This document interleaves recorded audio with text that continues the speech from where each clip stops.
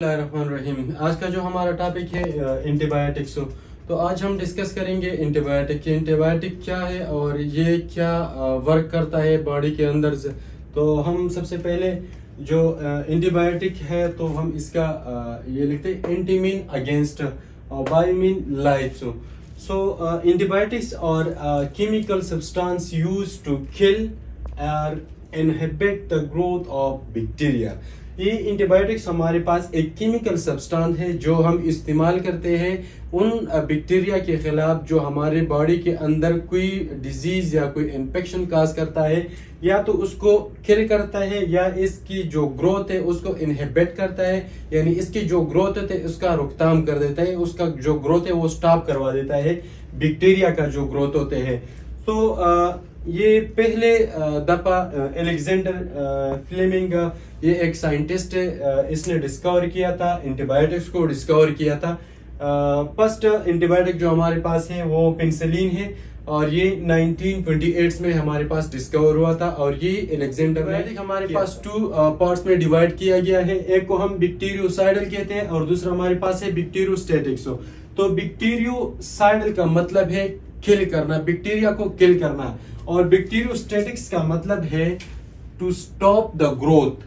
तो यह स्टॉप करता है, स्टॉप द ग्रोथ।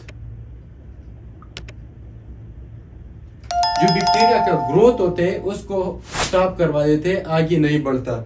अच्छा, नेक्स्ट जब हम जाएंगे तो बैक्टीरियोसाइडल के अंदर हमारे पास बैक्टीरिया किल होता है, यानी मुकम्मल तौर पर खत्म हो जाते हैं। और बैक्टीरियोस्टैटिक्स जो है inhibit the growth of microbes, जो माइक्रो ऑर्गेनिज्म है, जो बैक्टीरिया है उसका जो ग्रोथ होता है उसको इनहिबिट करता है, उसको रोकथाम कर देता है। अच्छा, इसकी मैकेनिज्म ऑफ एक्शन के हम अगर बात करेंगे तो पहले हमारे पास ये सेल आ गया। सेल के अंदर हमारे पास राइबोसोम है, न्यूक्लिक एसिड्स और THF है। तो सबसे पहले हमारे पास जो सेल वॉल होते हैं उसको inhibition of the cell membrane, cell wall synthesis, inhibition of cell wall synthesis. Antibiotic क्या काम करते हैं? एंटीबायोटिक सबसे पहले सेल वॉल का जो सिंथेसिस है, जब सेल वॉल बनता है तो उसको इनहिबिट कर देते हैं, उसको स्टॉप करवा देते हैं, वो आगे बढ़ने नहीं देता, सेल वॉल नहीं बनता। नेक्स्ट इसके बाद अगर दूसरा काम इसका ये इनहिबिट ऑफ प्रोटीन सिंथेसिस। जो राइबोसोम है ये हमारे पास प्रोटीन सिंथेसिस करते हैं, लेकिन ये बैक्टीरिया जो है एंटीबायोटिक जो होते हैं वो इसको इनहिबिट कर देता है और प्रोटीन सिंथेसिस नहीं करवाता आगे। तब जब हमारे पास जो अल्ट्रेशन ऑफ सेल मेम्ब्रेन है तो सेल मेम्ब्रेन के अंदर कोई ना कोई मसला ये पैदा कर देता है और ये सेल मेम्ब्रेन को मेंटेन नहीं रखता। अगर सेल मेम्ब्रेन हमारे पास नहीं है तो सेल आगे नहीं बढ़ेगा और जो सेल है उसका फंक्शन स्टॉप हो जाते हैं। और इसके बाद हमारे पास आ जाते हैं न्यूक्लिक एसिड्स। तो ये न्यूक्लिक एसिड का एंटीबायोटिक्स जो है ये इनहिबिट करते हैं न्यूक्लिक एसिड सिंथेसिस का। न्यूक्लिक एसिड आगे नहीं बनता तो इसकी वजह से ये सेल मेंटेन नहीं रहता और ये अपना लाइफ जो स्पेन होते हैं वो बरकरार नहीं रख सकता। तो फिफ्थ जो हमारे पास है वो inhibition of folate synthesis. Folate synthesis की वजह से ये न्यूक्लिक एसिड बना देते हैं और जब भी ये फोलेट सिंथेसिस इनहिबिट हो गया तो हमारे पास न्यूक्लिक एसिड नहीं बनेगा, तो इसकी वजह से भी ये सेल मेंटेन नहीं रखता और ये फिर खत्म हो जाते हैं, किल होता है, इनहिबिट हो जाते हैं, आगे ग्रोथ नहीं होता इसकी। और नेक्स्ट हम इसके टाइप्स को अभी हम डिस्कस करने जा रहे हैं टाइप्स ऑफ एंटीबायोटिक्स। तो हमारे पास 3 टाइप्स ऑफ एंटीबायोटिक्स है, सेल वॉल इनहिबिटर है, प्रोटीन इनहिबिटर और डीएनए डैमेज। सो सेल वॉल इनहिबिटर के अंदर हमारे पास क्या होते हैं, जो सेल वॉल होते हैं बैक्टीरिया के तो उसकी साथ छेड़खानी करके और इसको इनहिबिट करा देता है।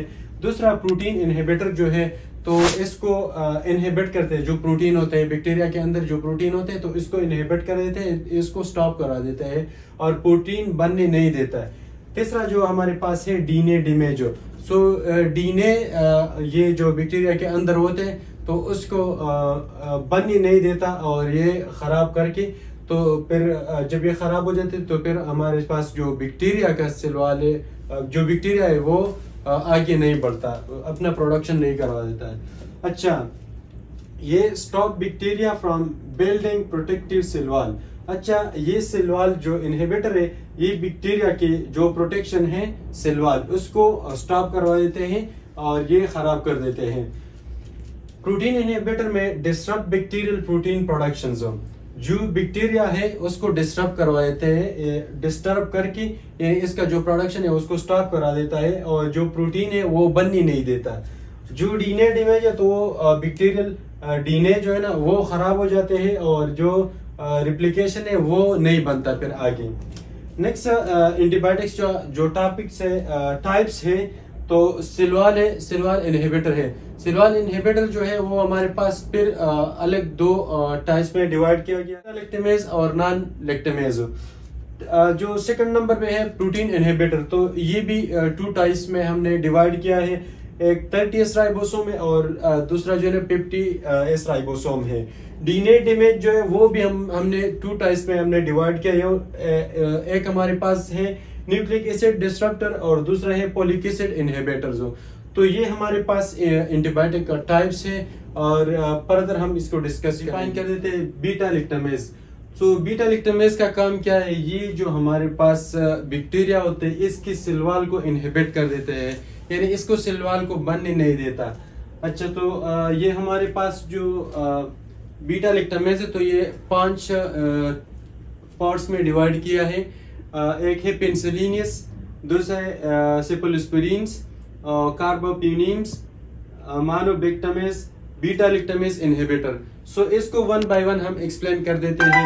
सो सबसे पहला है पेनिसिलिन।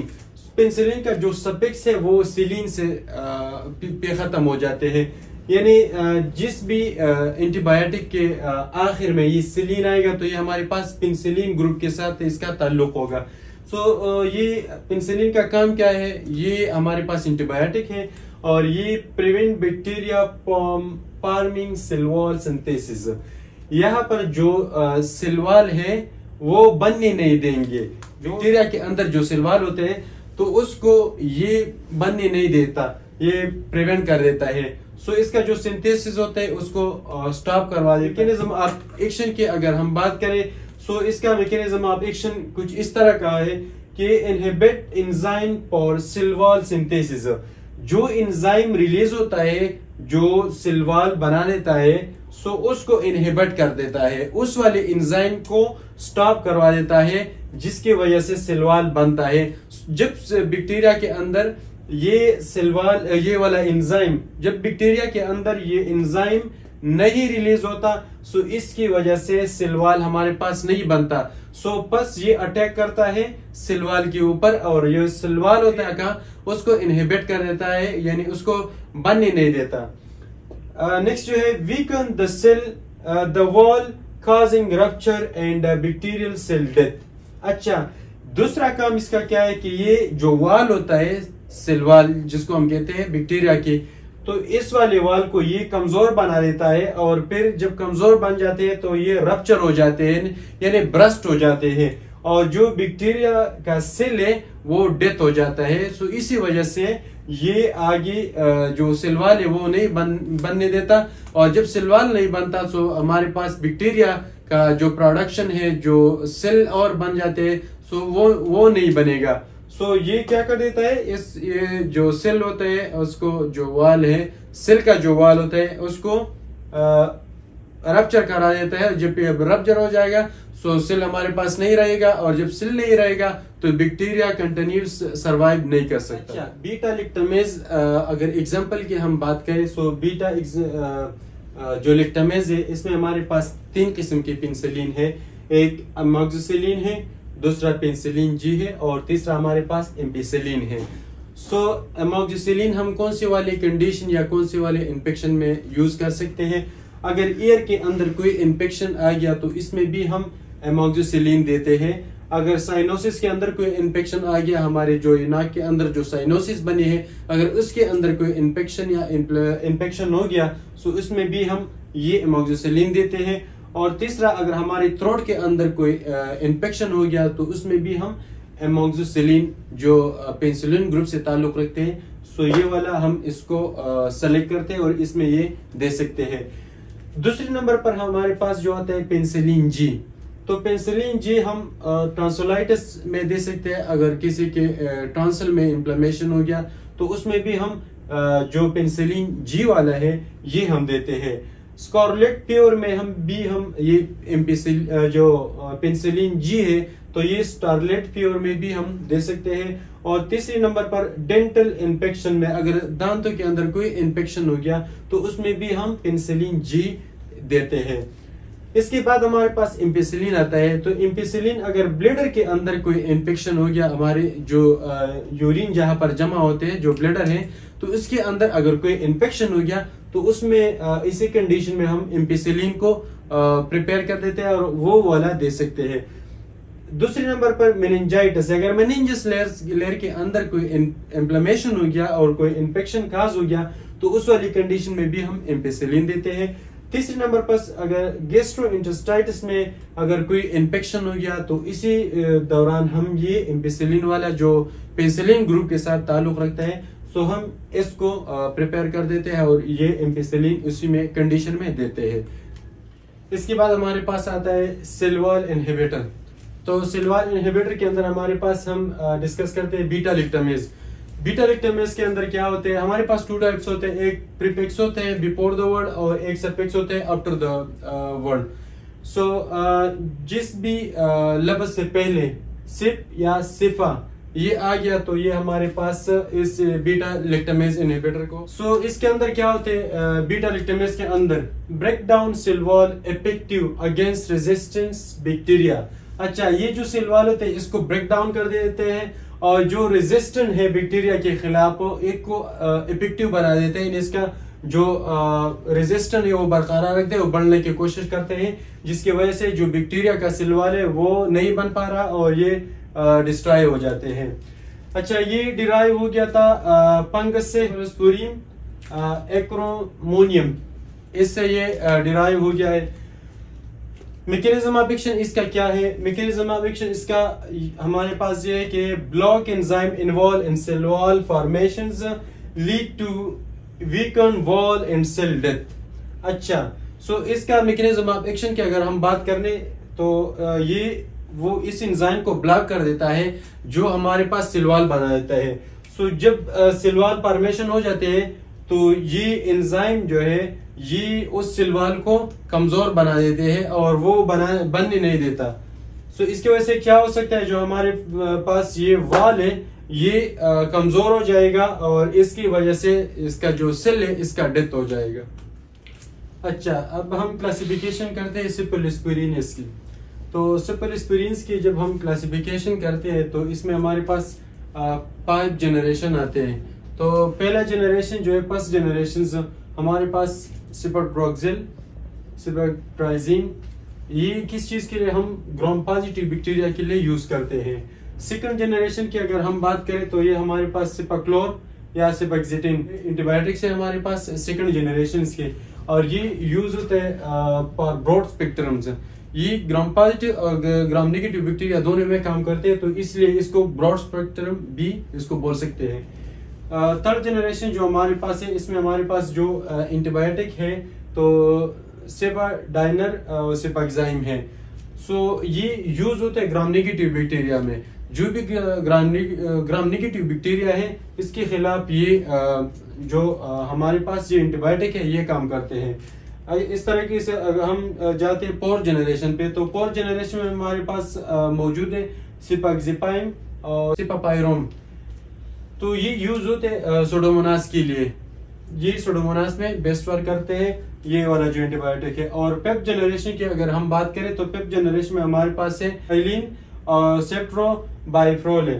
तो ये हम मर्सा के लिए यूज करते हैं। जो हमारे पास मेथिसिलिन रेजिस्टेंस स्टेप्लोकोकस ओरियस वाला है, जो जब हमारे पास कोई भी एंटीबायोटिक काम नहीं करता तो फिर इसके बाद हम मर्से वाले भी एंटीबायोटिक पर चले जाते हैं और मर्सा जो एंटीबायोटिक है उसको हम यूज करते हैं। तो ये हमारे पास 5 क्लासिफिकेशन थी सेफलोस्पोरिन ग्रुप। अच्छा, ये हमारे पास सिल्वाल इनहिबिटर जो बीटा लिक्टामेज था, इसके एग्जांपल की अगर हम बात करें तो ट्राइजोन इंजेक्शन से एंटीबायोटिक है, ये हम देते हैं कौन से वाली इन्फेक्शन में, गोनेरिया जो इन्फेक्शन है इसमें हम भी देते हैं। ईयर के अंदर अगर कोई इन्फेक्शन आ गया तो उसमें भी हम सेफ्ट्राइक्सोन देते हैं। और सीवियर नमोनिया अगर हो गया किसी को तो उसमें भी हम सेफ्ट्राइक्सोन जो इंजेक्शंस है एंटीबायोटिक्स है वो हम दे सकते हैं। इसके बाद हमारे पास आते हैं सिप्रोक्साइम्स, ये भी हमारे पास एक एंटीबायोटिक्स है और ये सिल्वाल इनहिबिटर वाला जो है बीटा लैक्टेमेज के अंदर। तो ये साइनोसिस के अगर अंदर कोई इन्फेक्शन आ गया तो उसमें भी हम दे सकते हैं। दूसरे लेमी डिजीज के अंदर भी हम ये सेप्राइक्सोम जो एंटीबायोटिक है ये यूज कर सकते हैं। ये लेमी जो डिजीज है ये एक बैक्टीरिया की वजह से बीमारी पैदा हो जाती है जिस्म के अंदर, इसको हम कहते हैं। तीसरे नंबर पर हमारे पास ब्रांकाइटिस है। ब्रांकाइटिस भी सेप्रोक्साइम में हम दे सकते हैं। ब्रांकाइटिस के अंदर भी हम दे सकते हैं ये वाला एंटीबायोटिक्स और इसके अंदर ये बेहतरीन काम करता है।